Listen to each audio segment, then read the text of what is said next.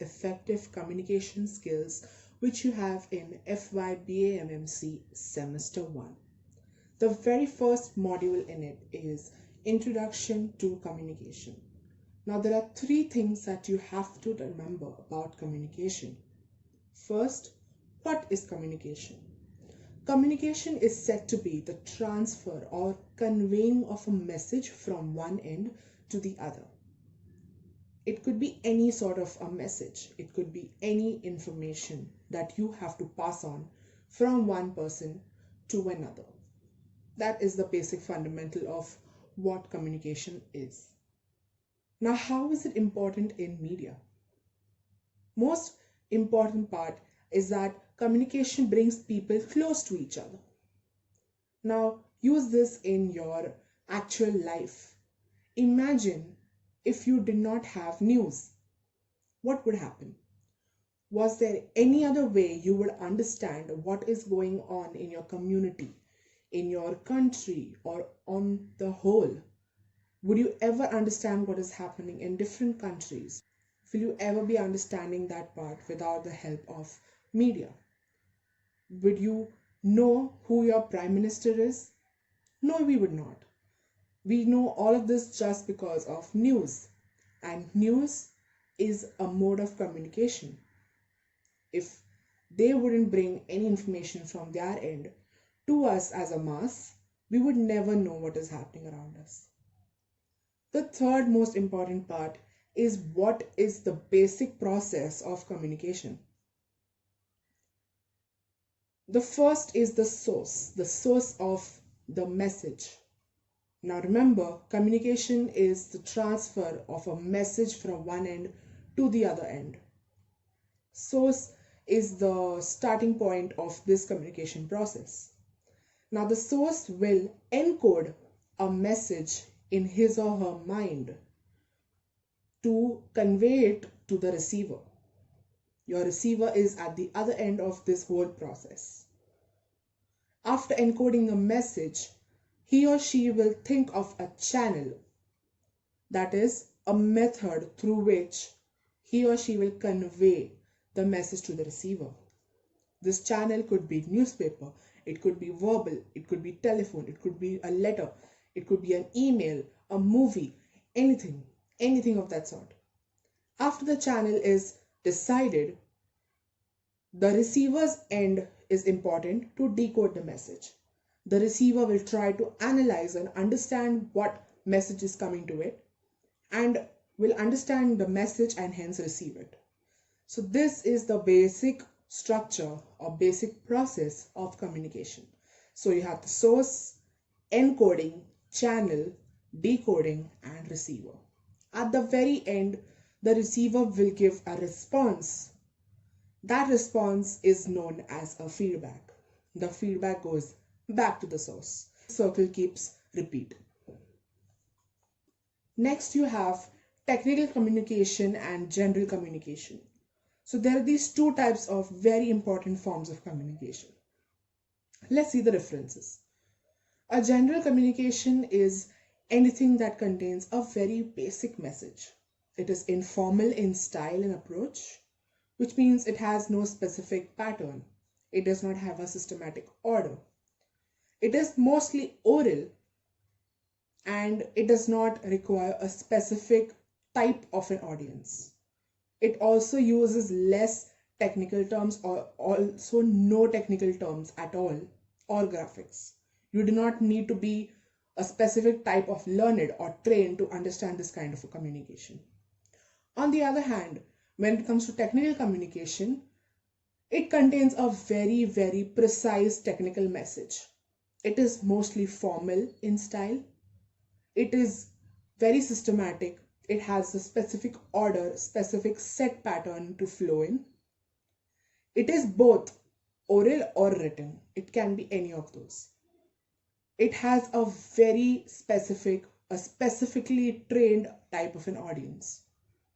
Also, they use jargons or graphics that only these limited people will understand. A jargon is a very technical term when it comes to any sort of a communication. There will be words within a community or within an organization that only they will understand. Next, you have barriers. In barriers, what exactly is a barrier? Anything that disrupts or disturbs the process of communication is a barrier. Let's talk about the types. There are several types. There is environmental, there is weather or climate, there is distance, gender, perceptual, semantic, hierarchical, emotional, cultural, social and economical and technical, and there are many more. Now, these types of barriers are very simple to understand. For example, semantic barrier. A semantic barrier is nothing but a linguistic barrier. That is, the language that a person is conveying the message in should be understood by his or her audience. If the audience does not understand that language, there is no point of the communication. In hierarchical barrier, in a company, for example, you have a manager, you have the employee. The manager is at a higher position. The employees always feel that they are inferior, lower, so they do not communicate well with the managers. They feel that they are very low to even speak up. So that is a hierarchical barrier. You have distance, time, place. These are all barriers. For example, you have a client in America, and you are in India. So always there will be a problem with the timing. Their morning is your night, your morning is their night, and it just keeps building up that problem. So that is going to be another barrier. Emotional barrier. You have perceptual barrier. Perceptual barrier is something that is very, very personal. It depends on a person, how the person thinks of a message or understands a specific message. Anything has two meanings. Anything can have two or more meanings. Depends on the receiver, how the person is taking it. Misunderstandings, for example. There are many such barriers that we are studying here.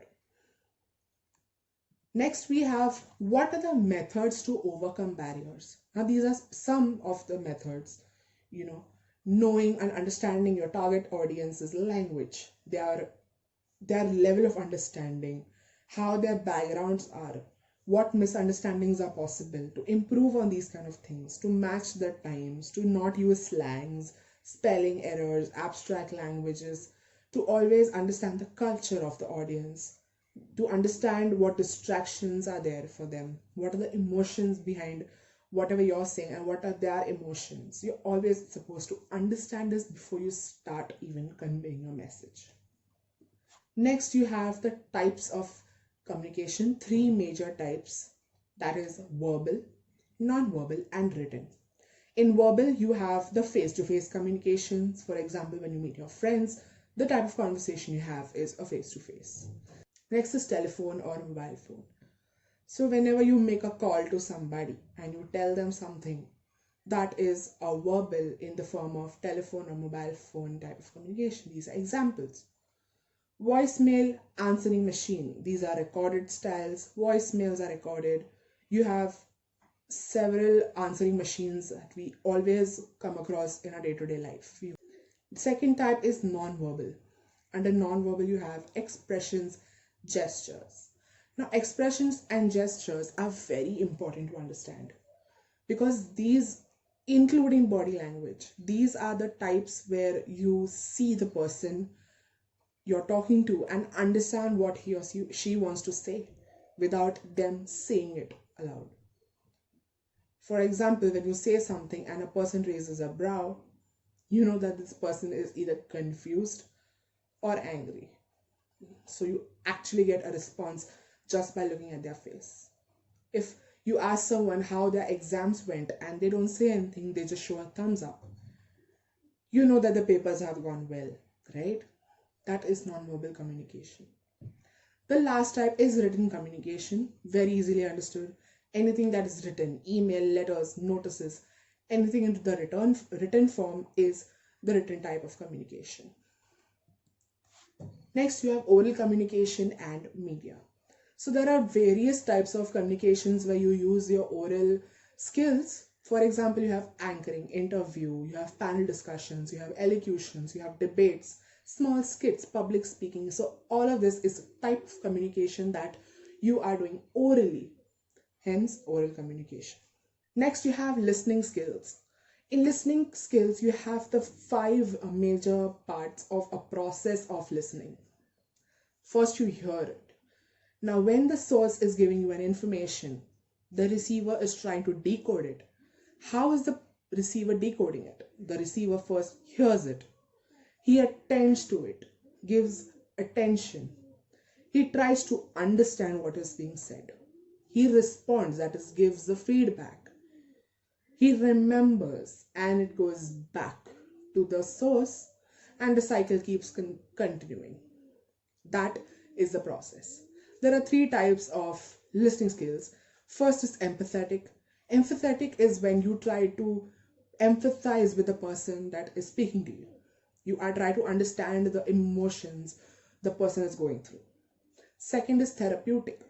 Therapeutic is when you try to listen to a person and analyze his or her condition and give suggestions or speak in such a way that they would change the way they think, would change the way they live or understand things.